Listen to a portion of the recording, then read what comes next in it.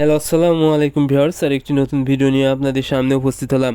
আজকের ভিডিওতে মূলত আমি আলোচনা করব পাহাড়ি মুরগির কি এমন একটি রোগ হলে 24 ঘন্টার মধ্যে মুরগি সব মারা যেতে পারে বা খামার শেষ হয়ে যায়। আপনারা যারা পাহাড়ি মুরগি পালন করে থাকেন, অনেক সময় দেখা যায় পাহাড়ি মুরগি ঝিম মারে, চোখ বন্ধ করে এবং চোখ দিয়ে পানি পড়ে। পাহাড়ি মুরগি 24 ঘন্টায় শেষ হতে এমন একটি রোগ রয়েছে যা আপনাদের খামার একদম শেষ করে দিবে। রোগটি হলো কি ঠান্ডা লাগা, অর্থাৎ মুরগি যদি কোনোভাবে ঠান্ডা লাগে, এটা কিন্তু পাহাড়ি মুরগির জন্য অনেক মারাত্মক একটি বিষয়। কারণ এই পাহাড়ি মুরগি ঠান্ডা কোনোভাবে সহ্য করতে পারে না।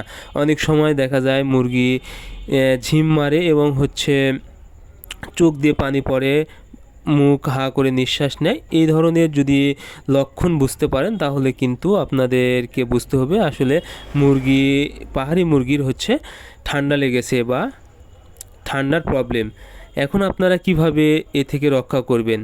সর্বপ্রথম যে বিষয়টা সেটা হলো মুরগি রাখার জায়গা যদি ঠান্ডা হয় বা ভেজা হয় এবং হঠাৎ করে যদি ঠান্ডা বাতাস হয়, সেক্ষেত্রে কিন্তু আপনাদের মুরগির ঠান্ডা লাগার সম্ভাবনা থাকে। এর জন্য আপনারা যেই জায়গায় রাখবেন অবশ্যই আপনারা তুষ ব্যবহার করবেন, খড় বা পরিষ্কার তুষ ব্যবহার করবেন এবং 40 ওয়াটের বাল্ব ব্যবহার করবেন। মুরগি যেন সুন্দরভাবে থাকতে পারে এবং এই জায়গাটা যেন কোনোভাবে ভিজে না যায় সেদিকে অবশ্যই খেয়াল রাখবেন। এরপরে যে বিষয়টি সেটা হলো আপনারা যদি এরকম সমস্যা হয়, অর্থাৎ ঠান্ডা লাগে, চোখ দিয়ে পানি পড়তেছে, ঝিম পাড়তেছে, সাদা পায়খানা করতেছে, পাখনা ঝুলে গেছে, এরকম যদি প্রবলেম হয়, অর্থাৎ ঠান্ডাজনিত যদি সমস্যা হয়, তাহলে আপনারা কিন্তু ঘরোয়াভাবে একটা চিকিৎসা করতে পারেন। সেক্ষেত্রে আপনারা ব্যবহার করবেন আদা, রসুন, তুলসীর পাতা, মধু। এটা মূলত আপনারা ব্যবহার করবেন। আদা ব্যবহার করবেন আদার রস আপনারা 1 গ্রাম 1 লিটার পানিতে, এবং রসুন ব্যবহার করবেন 1 গ্রাম 1 লিটার পানিতে। এগুলো আপনারা একদম ব্লেন্ডারে বা কোনোভাবে পিষে নেবেন, অর্থাৎ যেভাবে আপনারা তরকারিতে ব্যবহার করেন ঠিক এইভাবে যদি পিষে নিয়ে মুরগির পানিতে দেন, তাহলে কিন্তু এই রসুনটা কিন্তু মুরগির শরীরে অ্যান্টিভাইরাল তৈরি করবে, রোগের বিরুদ্ধে কিন্তু ভালো কাজ করবে। এরপরে রসুন কিন্তু কফ হটাতে সাহায্য করে এবং কাশির যে সমস্যা সেটা কিন্তু ভালো কাজ করে।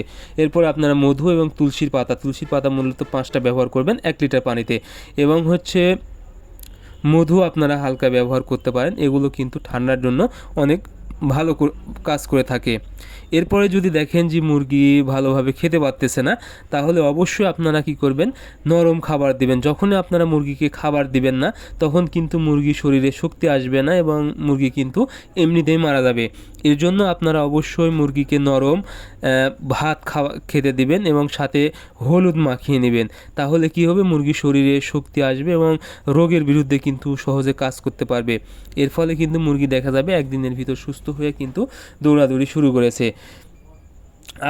যখনই আপনাদের মুরগির এই ঠান্ডাজনিত সমস্যা হবে, অর্থাৎ আপনারা বুঝতে পারবেন যে মুরগির ঠান্ডা লেগেছে, সেক্ষেত্রে অবশ্যই আমি যে বিষয়গুলো বললাম, এই বিষয়গুলো এবং যে প্রাকৃতিক ওষুধগুলো বললাম আপনারা যদি খাওয়াতে পারেন, আশা করি আপনাদের মুরগি খুব দ্রুত সুস্থ হয়ে যাবে। তবে একটি বিষয় খেয়াল রাখবেন, যদি মুরগির চোখ ফুলে একদম বন্ধ হয়ে যায় এবং হা করে নিঃশ্বাস নেয় এবং প্রচণ্ড পরিমাণ সর্দি হয়, সেক্ষেত্রে বুঝতে হবে কলাইজা হয়েছে। সেক্ষেত্রে অবশ্যই আপনারা নিকটস্থ কোনো ভেটেরিনারি ভালো ডাক্তার দেখাবেন এবং সে অনুযায়ী ওষুধ খাবেন। আশা করি আপনাদের মুরগি সুস্থ হয়ে যাবে। ধন্যবাদ সবাইকে। আল্লাহ হাফেজ।